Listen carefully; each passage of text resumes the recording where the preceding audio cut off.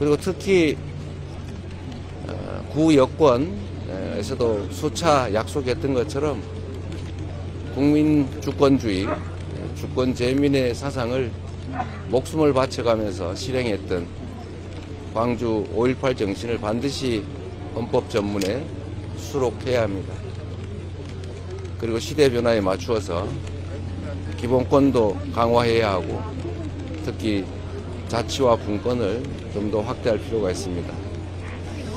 대통령 권한 남용을 통제하는 직접적 장치도 추가로 필요하겠고 특히 국무총리 국회 추천제를 통해서 행정 각부들이 좀 더 자율적으로 국정에 임할 수 있도록 하는 것이 필요하다고 생각됩니다.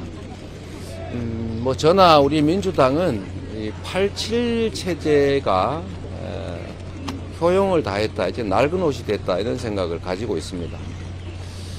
제7공화국을 열어야 된다는 국민적 요구도 많고 역사적 당위성도 있었습니다만 여러 객관적인 상황들 때문에 또는 정치적 이해관계를 쉽게 조정하지 못했기 때문에 지금까지 해야 될 일이긴 하지만 하지 못하고 있었던 것입니다.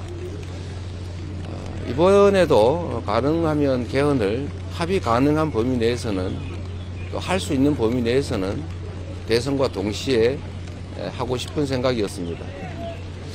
제가 국회의장님과도 그 얘기를 나눴었는데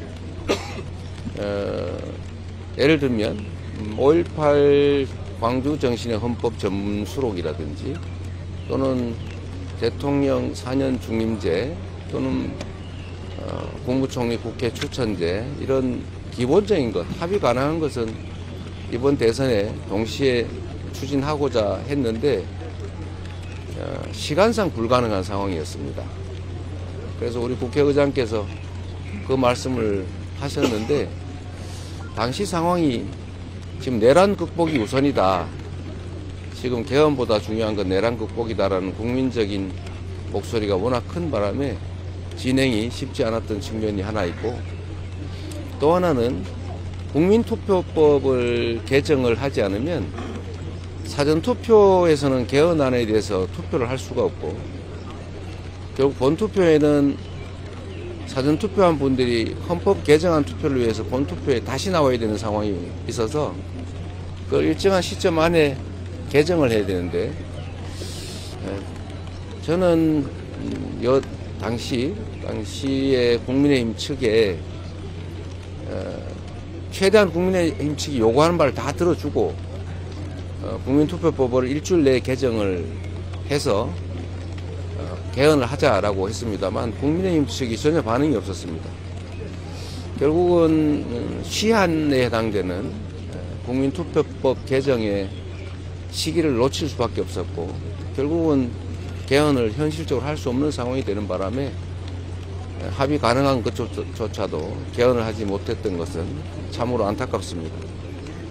그러나 이제는 각 후보들이 개헌안을 공약으로 내고 또 누군가 대통령이 당선되면 그 공약대로 국민적 논의를 시작해서 국회에서 가급적 신속하게 제7공화국 헌법 개정을 준비하는 게 바람직하다라고 생각합니다. 이번 기회를 일부나마 놓치게 된 것은 참으로 안타깝긴 합니다만 당시 상황으로서는 불가피했다는 생각이 듭니다. 우리 국회의장께서 오해도 많이 받고 고생 많이 하시는데 그 점에 대해서는 저도 매우 유감스럽게 생각합니다.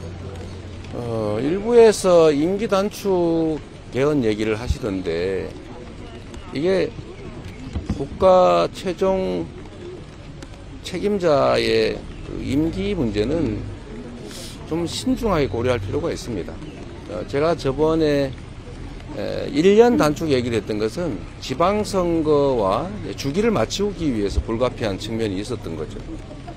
지금도 이번에는 아주 역사가 또는 우리 국민들이 준 기회라고 할 수 있는데 지방선거가 끝나는 시점에 맞춰서 하면 딱 맞아 떨어집니다. 굳이 그걸 더 땡겨가지고 하겠다는 것은 이 대통령의 지위라고 하는 것을 개인적 영예나 사익을 위한 권력쯤으로 생각하는 사람들의 발상인 것이고 이거를 국민을 위한 역사적 책임, 의무라고 생각하면 그렇게 가볍게 말하기는 어려울 것입니다. 주기는 지방행정과 중앙행정을 좀 맞추고 총선으로 중간평가를 하고 뭐 이렇게 하는 게 가장 합리적이죠. 근데 뭘 자꾸 임기 단축 얘기를 하는 건지. 3년 동안 하면 그러면 개헌하기 위해서 대선을 치른다는 그런 얘기인데, 사실 개헌보다 더 중요한 것은 국가를 안정시키는 것이고 민생을 회복하는 것이고 경제를 살리는 것이고 한반도의 평화와 우리 사회 공동체의 안전을 확보하는 것이죠. 일 중심으로 본다면, 국민 중심으로 본다면 지방선거에 다음 지방선거에 맞춰서 하는 게 가장 합리적이지 않을까 그렇게 생각합니다. 뭐 그것도 역시 우리 국민들께서 판단하시는 대로 하면 되겠죠. 네. 대통령과 국무총리가 없고 국민의힘 대선 후보도 오지 못한 상황에 대해서 어떻게 생각하십니까? 대통령과 국무총리는 없으니 못 왔을 테고요. 그 자체가 슬픈 현실이죠. 그들이 자신들의 본분을 다했으면 지금 이렇게 되지는 않았을 겁니다. 국민의힘 대선 후보가 안 왔는지 못 왔는지는 저도 잘 모르겠는데 글쎄 안 오기도 하고 못 오기도 했을 것 같습니다. 저는 매우 놀라운 사실을 보고 참 경악을 했는데, 이 광주 당시 학살에 직접적인 지휘관이 정호용 특전사령관 아닙니까?